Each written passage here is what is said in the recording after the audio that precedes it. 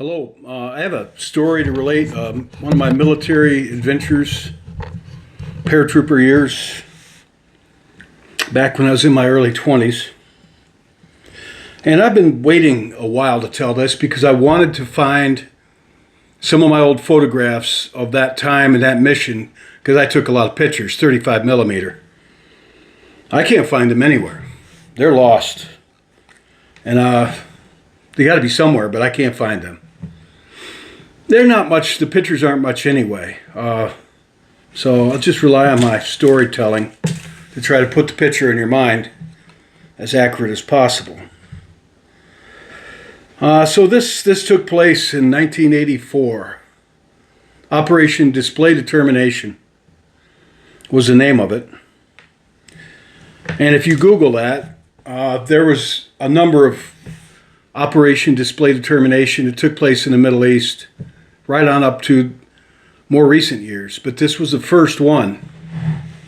And there were some things that went down during this that never made the news. And I'm going to tell you about those things that really were pretty bad. That treatment of us left a pretty sour taste in my mouth for Turkey and partially for Islam as well. It was my first exposure to Islam, and it was immersive. But before I get into this story, for some reason I felt like I wanted to show you my YouTube studio. Brief walk around, like a 2 or 3 minute. Did a little tour around my studio. Clutter on the table. That's my boomstick. That's a bunch of nothing, really. A double barrel Stoger 12 gauge. And my beer mug collection. Other things, some of them you've seen on my videos. And that's the pictures I look at every now and then with the Christ up top.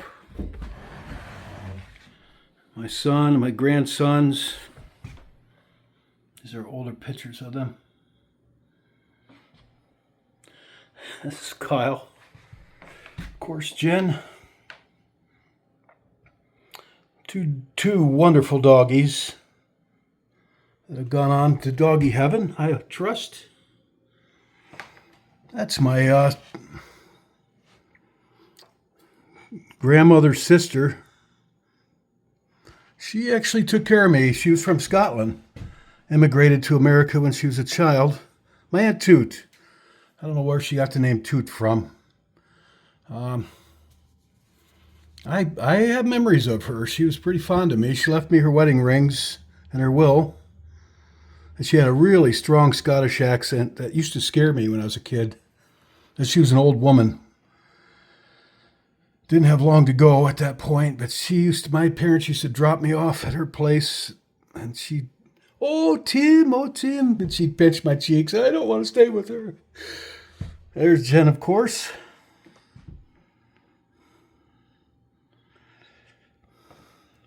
Me at age 36. Me at age 54. With what I claim to be a cross over my head. Family. Jen again. Me holding an early picture of me with a bottle in New Mexico, Albuquerque. Me age 10 or 11. My mom dressed me this way. Me with Simona in Berlin, age 27. And there's my that's Aunt Toot. You just saw her picture. That's my grandmother. The poor woman died when she was, I don't know, maybe 30. And they all came over from Scotland. My father in World War II. My dad again in World War II. And again, that's not him. That's my dad there in World War II. At a bar in Casablanca. 1943, I think. He wasn't much of a drinker, but he said he drank that night. He got really sick. This guy, his buddy, let him into it. And that's us in our backyard in New Mexico. And that's my dear mom. That was her memorial picture. And there's JC at the Last Supper. And a cross I made out of sumac and grapevine. I just took out of my backyard. And there's my great-grandfather and great-grandmother. Up there, lived up in West Virginia. He was big into his bird dogs. That's Riley Wooten and that's Stella, his wife. And that was their son, my grandfather, Jasper Wooten. Highly decorated World War I veteran. Highly decorated. Silver Star put him for the Medal of Honor. And this is one of my ancestors from Kent, England. Hester Pickering. That she married a Wooten on his line. Oh. And there's my dear mom in our backyard in New Mexico. And that's what my studio looks like. I don't want you to see the mess on the table. There's me in the mirror. Accordions, beer mug, and ashes of a woman rose that I have to endure yet. So, that's it. I don't know. I just, for some reason, felt like doing this. There's my award from 9/11. That's me at the World Trade Towers. That's all I got out of it. Wound up costing me my teaching career. But some people gave a lot more than that. So. All right. Got that little bonus material out of the way. The shotgun actually is a 12-gauge double-barrel stagecoach gun that was immortalized on the movie Army of Darkness with Ash Williams. You know, it was like a spoof from the 80s. And he called it Ash. The hero in the movie carried the same gun. And he called it his boomstick. You know, it was a kind of a comedy sci-fi thing. But that's the weapon he carried, was that same gun I have, 12-gauge double-barrel.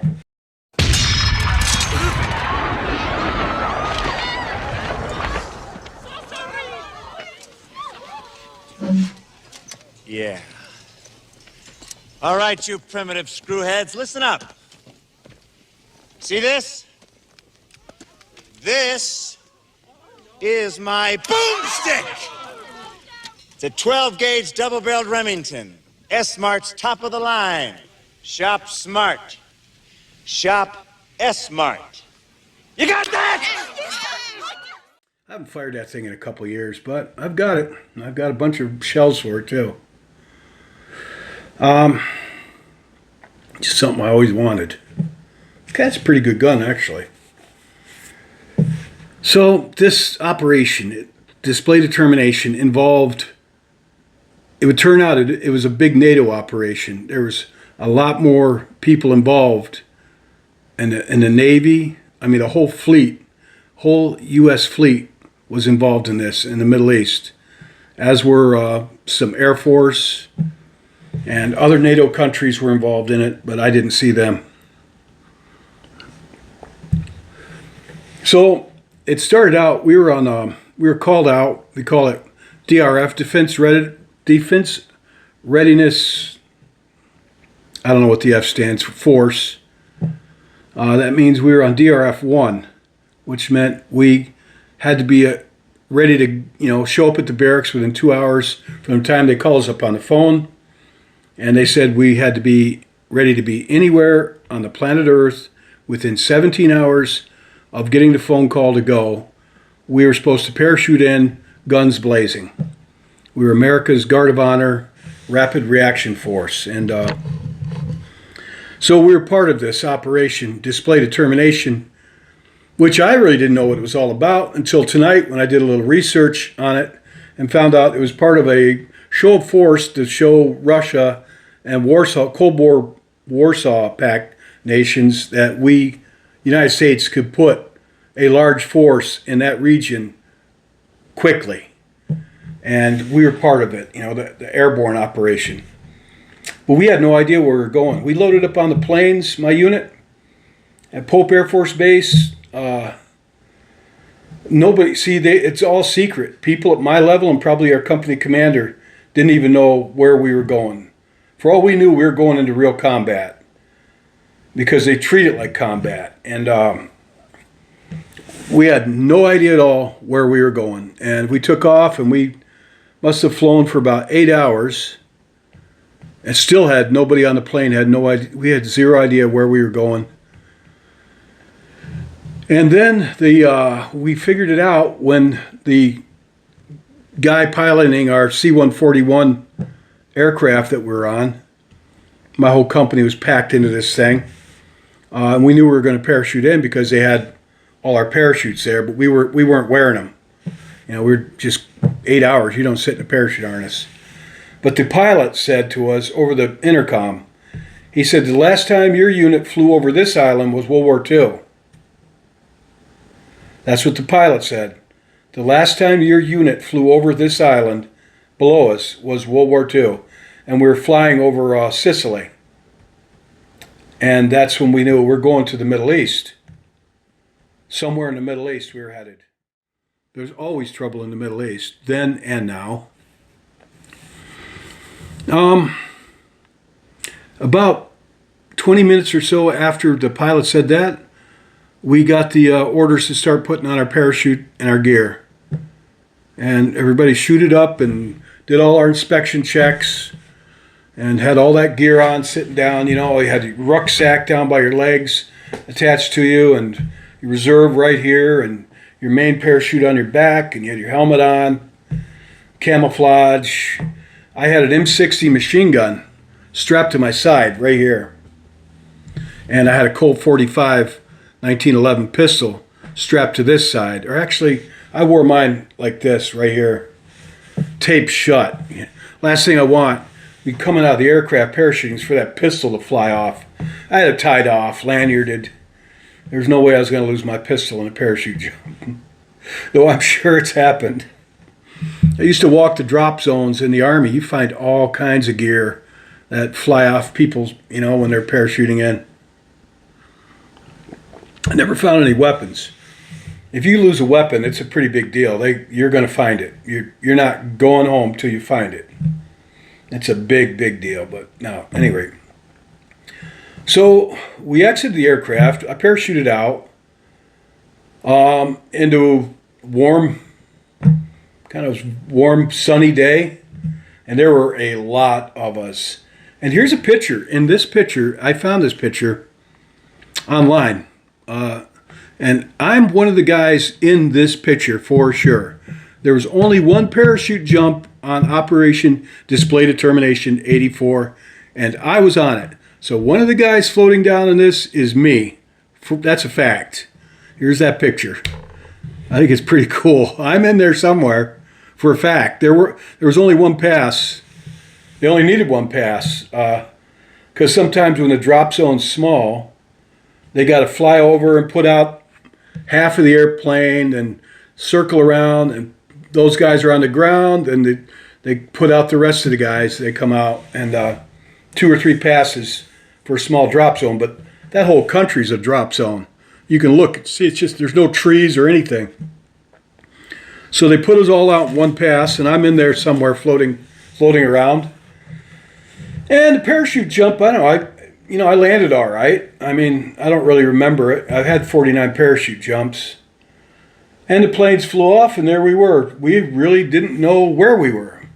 Picture off. We didn't know where we were. Honestly, it was very confusing. But that's how it's supposed to be, very secretive in combat. There's no way you want people knowing that you're coming ahead of time because they'll shoot you down. It's supposed to be a complete surprise. So we still had no idea where we were. And at some point, the word got around that we were somewhere in Turkey near the Iraq border or Kurdistan, that area, Kesan region of Turkey. I believe it's spelled Kesan. It was very rural. And you know the Turks rolled tanks on the drop zone on us. Army tanks. Come charging at us when we're right out in the open. We didn't have live ammunition. We had blanks. They had live ammo, but this was a training exercise. But some really rough things happened in this. You're going to be appalled when I tell you some of the things that happened there. And I'm going to tell you what the news never told anybody. They didn't, and they should have, but it's how it goes. You don't get all the information. You don't get it. The Army will keep it to themselves. So I'm going to tell you some of the things that happened on this little trip I had that never made the news, and which I thought was an injustice because it was pretty crappy the way the Turks treated us, honestly. They rolled a bunch of tanks, Army tanks, Turks, out on the drop zone. And I'm laying out there in the open, we had no defense against them. We didn't know what was going on. Weren't expecting them or anything. They come to find out, apparently the Turkish government didn't want us to be there. Apparently. Something was going on. They didn't treat us very well. And our commander got on his radio, and he called the 7th Fleet. 7th Fleet was at our disposal with aircraft carriers. Not too far off. And those tanks were rolling in the drop zone on us, and we're like, what are we supposed to do? It's intimidating when you're out in the open, on the ground, with just rifles, pistols, and machine guns, and you got tanks rolling in on you. And it was like maybe 5 minutes later, all these U.S. Air Force jets from 7th Fleet come flying in, and they swoop down like if the tank was here. They swoop down on those Turkish tanks and buzz them real close, like mosquitoes, watching them circle around and drop. The tank stopped. At that point, the tank stopped. I think they got the message, stop. And at that point, the tank stopped, and the jets still circled around, and the tanks went off. They disappeared, which was we were like, yeah. I remember that. We're like, yeah. Our commander, I think it's Captain Babb, we were like, yes, sir, way to go. He got on the sound power there, made a call in to 7th Fleet, and they probably had jets already in the air to support us because they were there in a matter of minutes. And those tanks stopped, and that was pretty cool. So then we picked up and we marched, tactical formation. I couldn't tell you where. I could tell you where we were, but I have no idea. I just went where they told me to go. And I was a machine gunner. I had an M60 machine gun. And I was in charge of the section, which was 2 machine gun crews, 3 men per crew. And I was a senior. I was a corporal then, senior leader. And you'd have to picture me back then. I'm not going to put old pictures of me. I found this. I couldn't find... I had a box, an ammo can full of all my old Army stuff, and it's gone. It was in my garage, and it's gone. And I leave my garage open, and some kids probably took it. And it's just old memories and things, like my old berets, but that's one of my berets from way back then. It was with our headgear. It's shrunk because it's wool, and it's shrunk up. If I put it on, it'd probably rip in half. But, yeah, I was about 100. I was 100 pounds lighter then, almost 75 pounds lighter than I am now, and young. It's the ravages of time. I'm getting old. That's the way it is, and I watched myself age on this channel, and it's been a lonely, stressful year for me this year, and it shows. And it is what it is. We all get old. The show must go on. So I was a young, thin guy, in shape, hard-charging corporal in charge of a machine gun team, squad, 2 machine guns, and we were good. It was a good unit I was in, real good. Charlie Company, 2nd 504th, the best. Charlie Company, 2nd 504th, 1st Brigade, Devils in Baggy Pants, or the Devil Brigade, and the 82nd Airborne, and we were really pretty tough group. Everybody there was very committed. to being the best they could be. And I was no different. I was pretty cocky too, as you'll find out in this video. So we marched for quite a while, and I mean, we spread out. Like tactical formation, it's like they call it a wedge, but we're spread out. Not all, they never get that right in the Army movies. Everybody's always bunched up, walking, that's garbage. We're all spread out like you're supposed to be, moving in one way, and I was up front. Honestly, I was in the lead. I was the first man in the lead. And we dug in, and it was hard digging. I remember the dirt. It smelled different. And it's like I'd never been in the Middle East before. I could feel the age, like from biblical times, I could feel the ancientness of this place. And the dirt smelled different than any dirt I ever smelled. And the dirt was hard. It was impossible to dig. It was so packed. It was almost like concrete. It's really hard to dig a machine gun position there. It took a lot of work and some time. But I dug a machine gun position. Everybody dug their positions. And we sat in them for a while, and we ate, and we smoked cigarettes, and we talked. There really wasn't much going on. You could see as far as your eyes could see. There was no trees, just some rolling hills, kind of steppe kind of stuff. I don't know what you call it, but rolling hills with no trees to speak of. Really hard, packed soil. I remember that because I had to dig in it. And they had shepherds. Guys would, I sat there on top of this hilltop in my machine gun position. I think we were there for about a week. And it just got really boring. And we just smoked cigarettes and talked and did some training. And I could watch this little village beneath us. And they had shepherds too. They had, the men would tend to, they had goats and sheep. And they were dressed in old clothing, not robes, but back then they wore just like a jacket with the white shirt and pants, black shoes, and they were always smoking cigarettes, and so were we for that matter. But they were curious about us, and one of them walked up to my position, and we couldn't talk, we couldn't communicate, but we communicated. And there was no problem. And the guy, he knew one word, Marlboro. And I had Marlboro cigarettes, and he had Turkish cigarettes. So I swapped him some Marlboros, and I smoked some of his Turkish cigarettes. Were awful. They're all awful. But he got a heck of a bargain, a pack of my Marlboros for what he had.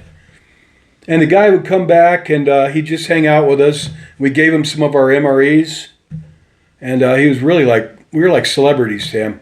We parachuted in from America, and this guy was in a very remote area. Didn't really look like there were any roads or anything out there. A young guy, a teenager. And I watched with my binos and from my position down the hill, this little tiny village, if you could call it that, with these little mud hut houses, and they had fields down there. And I saw women and children had a kind of a rough routine there. They would get up at sunup, and you could hear, they always had the call to prayer, the Islam stuff going on. You could always hear that call to prayer stuff. I never heard that before. I thought it was kind of trippy, funny. We laughed at it. And so we used to get up and salute it, And I saw the women and children, their day consisted of going out to the fields to shovel manure, probably their own, and animal manure in the fields. They went out there at sunup. They go out in a cart, donkey-pulled cart, and they would spend the whole day out there shoveling manure around in these fields down beneath us. At sundown, they would go back into their village.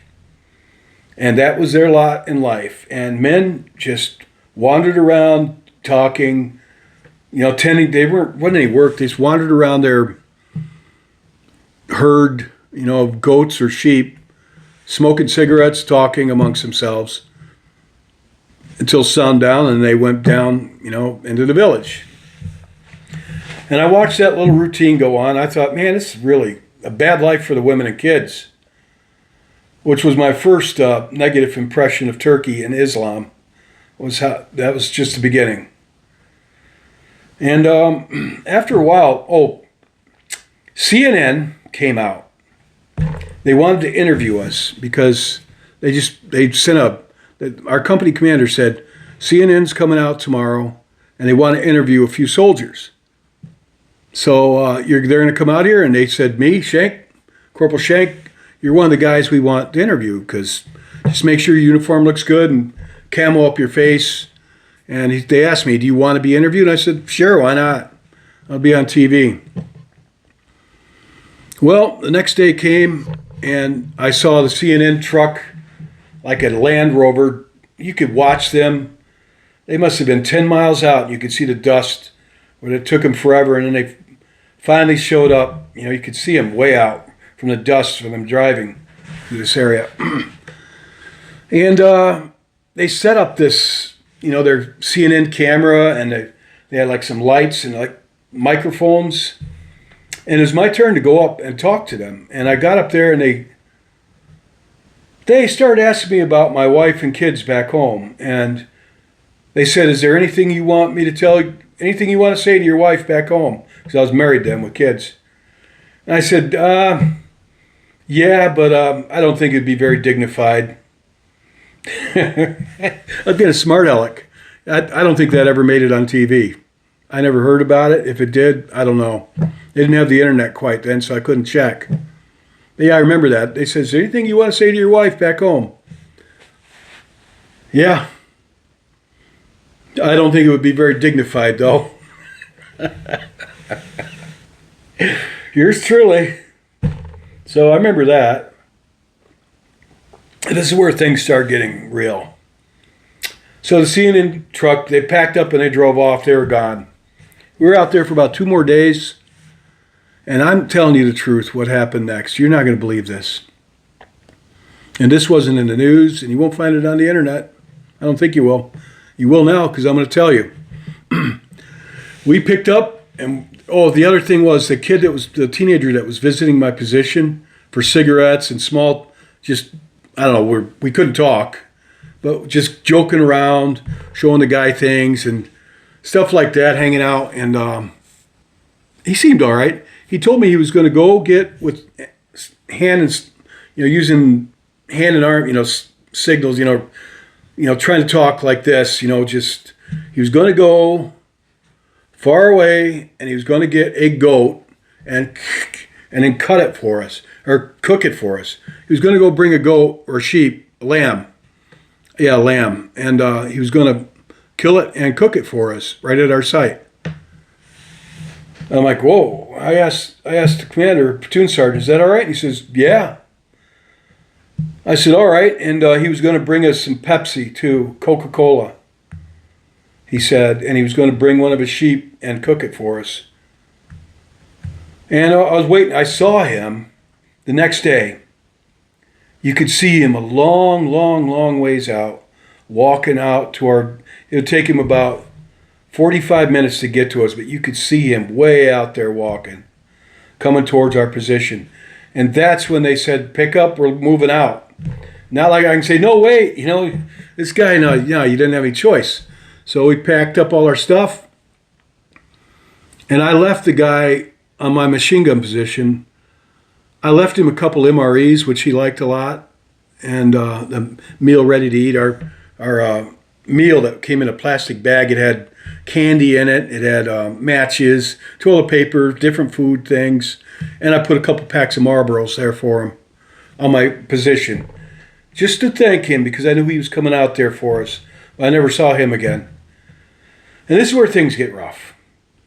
So we're back in formation, spread out, moving a certain way. We walked, I think it was 25 miles, somebody told me. 25 miles through kind of like a desert. I don't know what you'd call it. It was kind of grassy. Well, I was in the front, and we were going through, I was leading, and the whole company battalion really was behind me. And I was up front with the M60. And this was like a wheat field. It was like wheat, like waist level wheat. And I could see a couple of Turkish military guys, some general, somebody said, was up on the hill watching us with binos in front of us. And they set fire to the field while we were in it. They set fire to the field, upwind, so that they knew the fire would spread to us, probably to see what we'd do. But they set fire to the field. And the guys were saying, what do we, I said, wasn't very happy about that. I said, just walk through it. Just walk through it. Ignore these jerks. I really didn't like them at that point. So we marched through the fire. We didn't break ranks. I told everybody, stay in formation. Just keep moving through it. And we did. And I knew we weren't going to burn up. It was a grass fire. Well, a tall grass fire. We didn't burn up or anything. So we walked through it. And then they had set up for us a prisoner of war compound, not far away from where they set fire to this field that we were marching through. And I mean, it was barbed wire fence, probably 10 foot tall, with concertina wire around it. And they put us all in there. And they had armed guards all around us, Turkish soldiers. They had Heckler Koch HK machine guns, and their fingers were on the trigger, and I have no idea why, but we were all put in a prisoner of war compound. And I thought it was bullshit. I was angry. Our company commander was frightened, a little nervous. And he told us, guys, don't mess with the guards. He said their weapons are loaded and they are not unsafe, and their fingers are close to the trigger. And word got around that one of them had shot a lieutenant, one of our guys, not in my company, but they said Bravo company. A Turkish soldier just walked up and shot him dead for no reason, just shot him. I don't know if it's true or not, but that's what the word was going around. And I didn't see it. I didn't know the guy either. But in like 504th, there's like Alpha Company, Bravo Company, Charlie Company, and headquarters. I was in Charlie Company. And word got around that a lieutenant in Bravo Company was pretty much executed. And I believe it, the way they were treating us at that point. I was pretty upset. But get this. But the next day, we're in this barbed wire prison compound out in the middle of like the desert. A fleet of taxis drove into this thing. And the Turkish general, the one that was standing on the hilltop, watching us walk through the field that he had his guys set fire to, was impressed. And he said, me and my group of guys that I was leading, he paid for out of his own pocket for these taxis to pick us up and drive us into this little ancient-looking, biblical-looking town that was kind of in the side of these mountains. I mean, white clay buildings. It was like walking back into the time of Christ, into this place. Seriously, no. And we all loaded up in these taxis, not knowing what's going on. And they said the general was really impressed with you all for not breaking ranks, and he paid for these taxis just to pick up my platoon, and namely myself and my group. And we all loaded all right. We got in the taxis, and as we're leaving, I saw that the Turkish had brought out a large truck with a giant fire hose, high pressure, and they had the guys stripped naked in my unit. They had them stripped naked and line up and hose them down with this high pressure water hose. I'm not making this up. I saw it as we were driving out. They had these guys hosed down and they hit them from this truck. The soldiers did with a high pressure water hose, which I thought was bull crap, of course. So the word got around that this Turkish general was going to pay for us to have a Turkish bath, whatever that was. I would find out. And any beers or food that we wanted, he was buying them all for us. Plus a ride out to this little town and back. And I remember the taxi drivers were driving nuts. Listening to this Middle East music over their radio turned up full. It was different. And we were in our army uniforms. We didn't have our guns with us. And we wound up in this little town by a Turkish bathhouse, which I don't know, what's a Turkish bathhouse, right?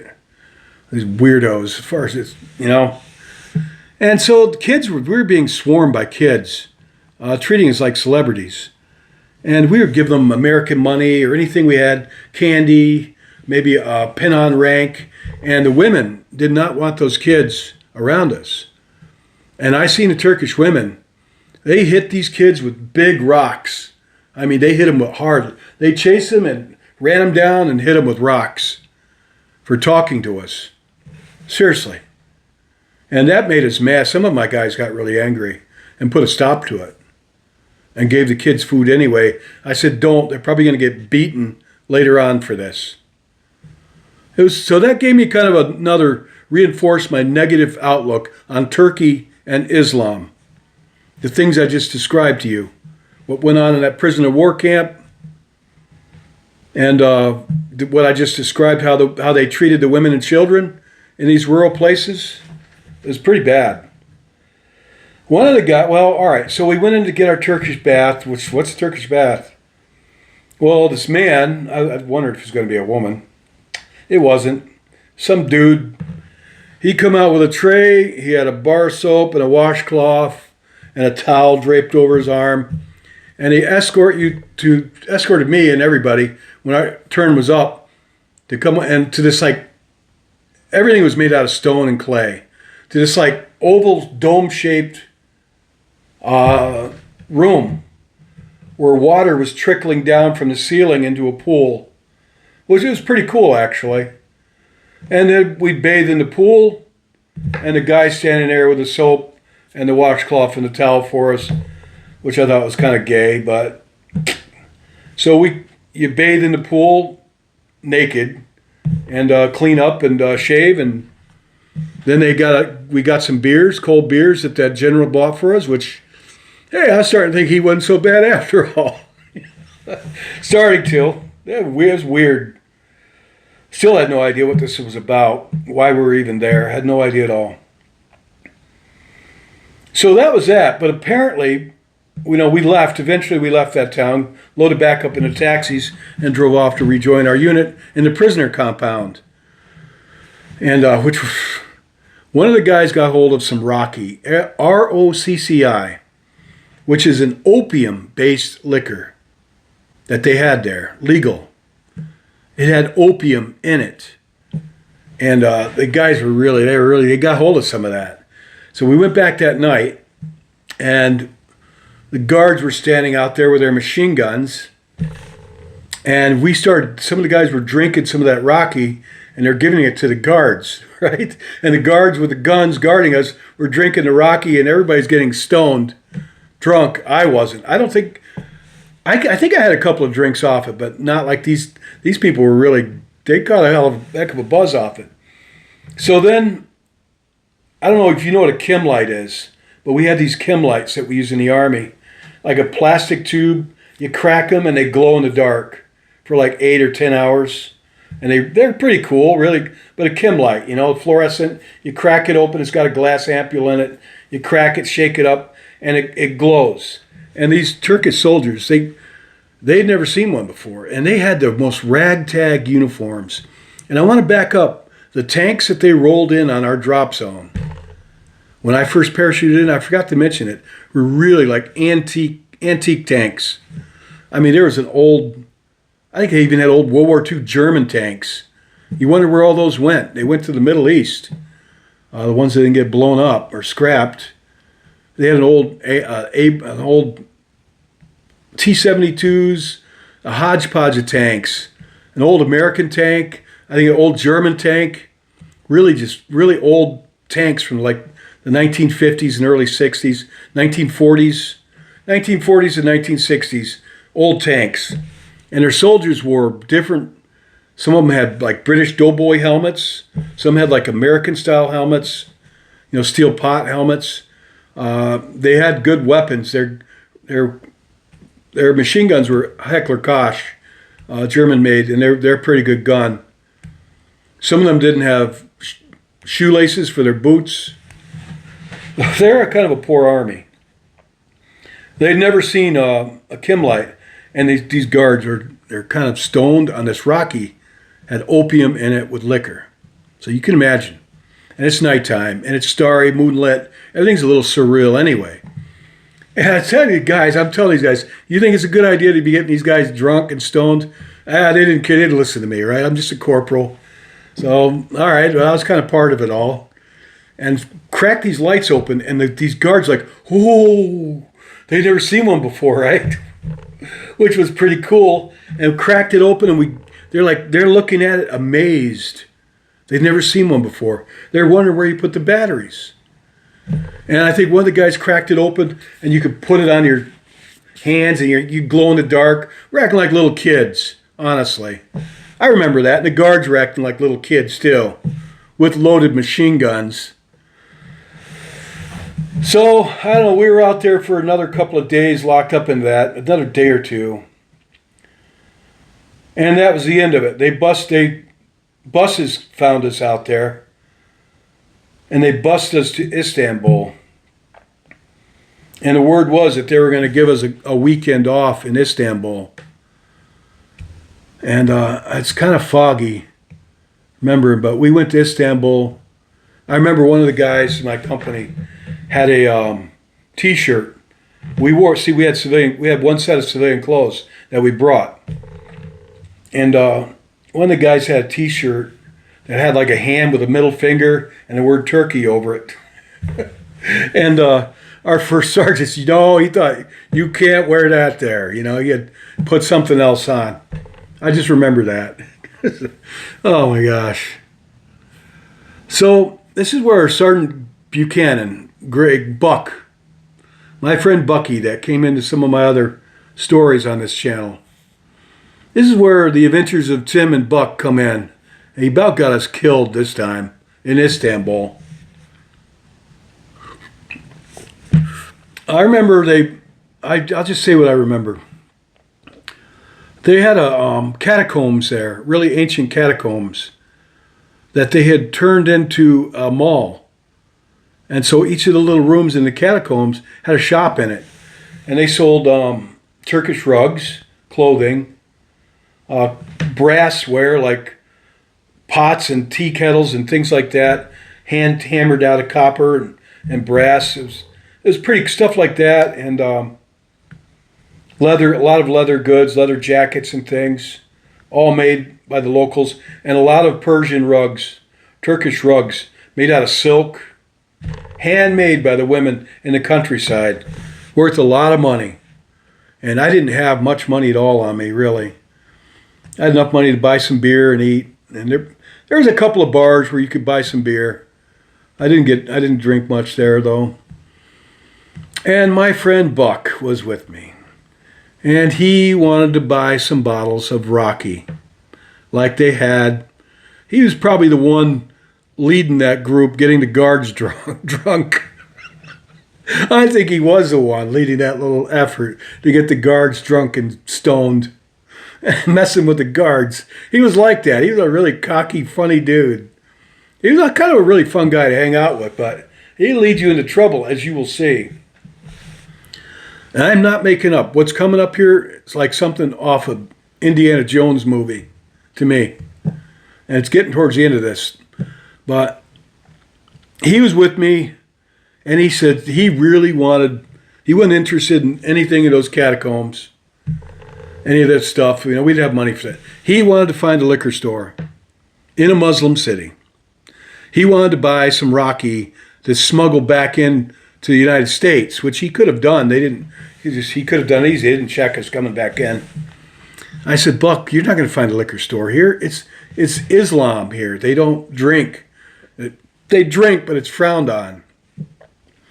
And he didn't want to hear that. He's asking around, do you know where I can get Rocky? Where can I buy Rocky? And he asked this kid, looked like he was about 11 years old, Turkish kid. And the Turkish kid said, yeah.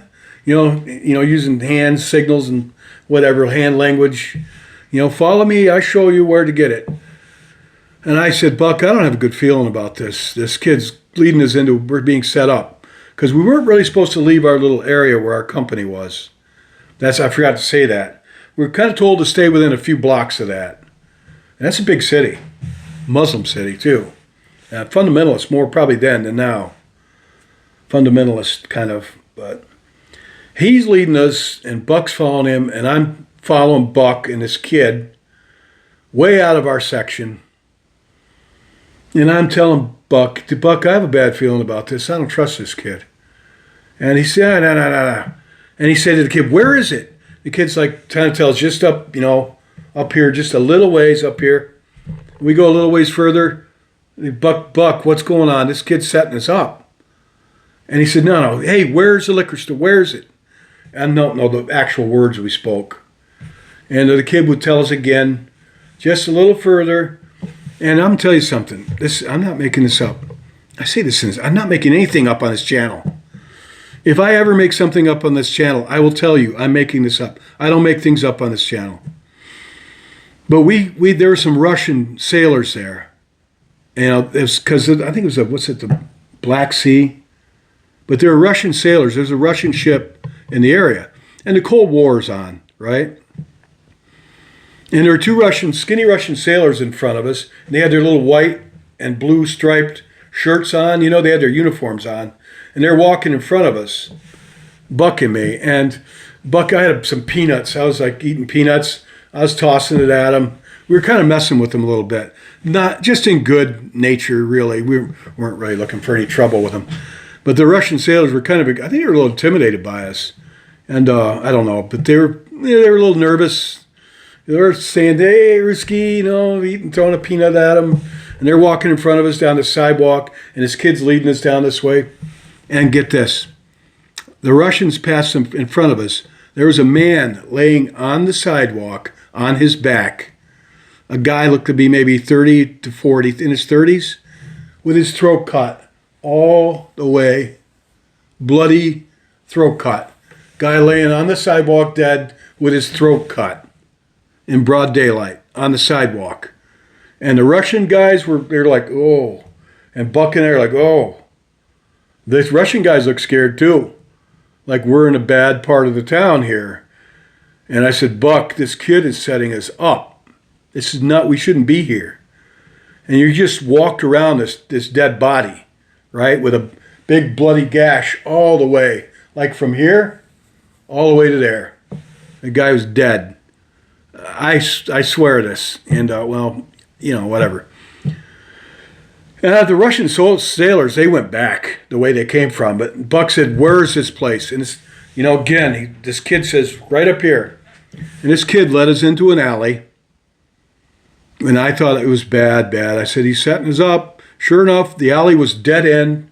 It was surrounded by these stone buildings that were probably 3 stories tall, really old. But it was just open, like about as big as my house, which isn't very big.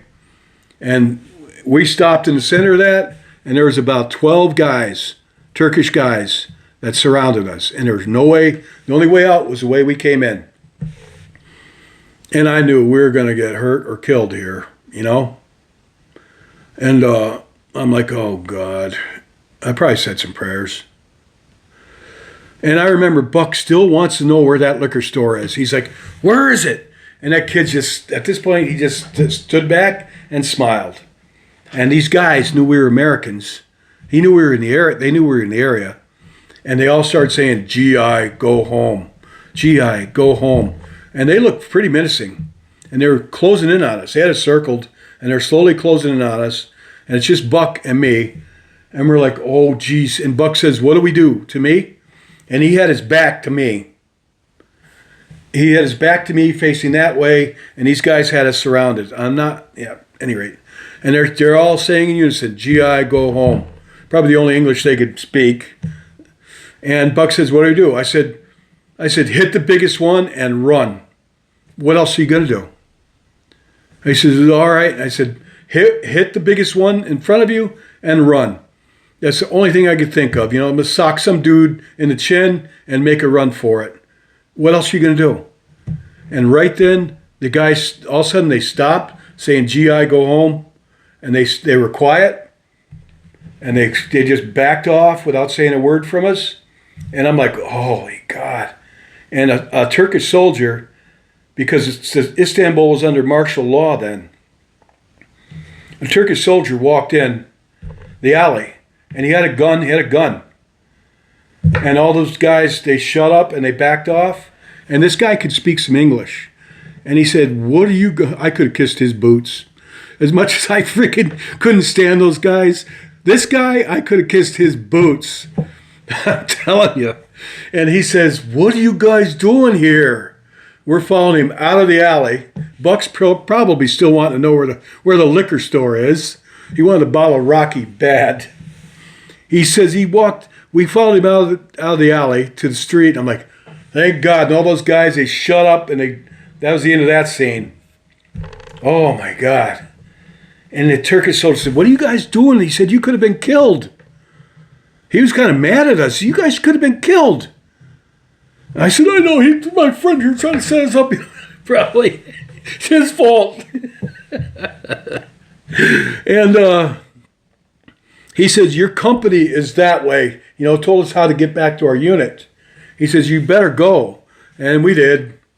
Buck was probably mad that he didn't score a bottle of Rocky, but I was glad as heck to get out of there. That was bad. And just a few things I remember there, and then leaving something that happened that was negative as well. And that's the end of this story. But I remember we got to go, I think we spent the night there. I don't remember, I think where we were staying, honestly. Probably, I think at an Air Force hangar of some sort. At the airport or an Air Force hangar. Sorry, I don't remember. I just remember little snatches of time of this. But we got to go to a bar that night, and there was only supposedly 2 in the whole city where we were at. And I actually got to see some belly dancers, Turkish belly dancers. And, had a couple of beers. And they were I thought it was belly dancers. Give me a break, right? Belly dancers. With the little bells, and they had the little, think of like I Dream of Jeannie, right? With the Turkish little bells and skimpy little suit. They had the little clackers on there. And they were actually very, very, very provocative, very sensual.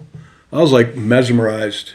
They come up to you by your table and do their little shaking it thing. And they were actually quite, of course, being a young guy and being out in the woods forever, or out in the field around a bunch of dudes, there's a lot of testosterone flying around. But I remember that. I was actually quite impressed with it. And I generally don't go for that kind of stuff. I remember that. And then they took us to the Blue Mosque, which is like a cultural landmark, the Blue Mosque in Istanbul. They bussed us to that, and one of us had to stay on the bus and guard our gear. Everybody else got to go in and look at the Blue Mosque. I said, I don't want to go in there. And good for me, quite frankly. I stayed back to guard the gear on the bus. I'm outside the bus having a cigarette. And a guy tried to sell me a bunch of hash. He had all kinds of drugs. He came up to me he had a jacket on, and he opened up his jacket, and it had all these little pockets sewn into it with all kinds of drugs. Little paper packets, looked like rolling papers, but they had hash in them. I think, or maybe opium. He had all kinds of drugs. And he was trying to sell me drugs. And it took me a while to no, I don't want it. He wouldn't stop. And I said, get out of here, I had to get kind of angry with him. Get away from me. Because as far as I knew, he was trying to set me up. Who knows? I didn't do drugs or anything like that anyway. I remember that. Now, the last part of this video. Before we left, before we got back on, I think we flew commercial airliners back home. They would do that sometimes. We would parachute into a foreign country, like when we parachuted into Ecuador. We flew out on commercial chartered airlines. But before we could leave Turkey, they interrogated us. And I remember our company commander, he was nervous. He was like, don't be afraid, guys. He looked afraid. He says, you're going to be interrogated. They're going to ask you to go into this room, and they're going to interrogate you. Just cooperate with them, and don't be afraid. We'll all get home. I'm thinking like, yes, sir. Like, it's my turn to go in, to be interrogated.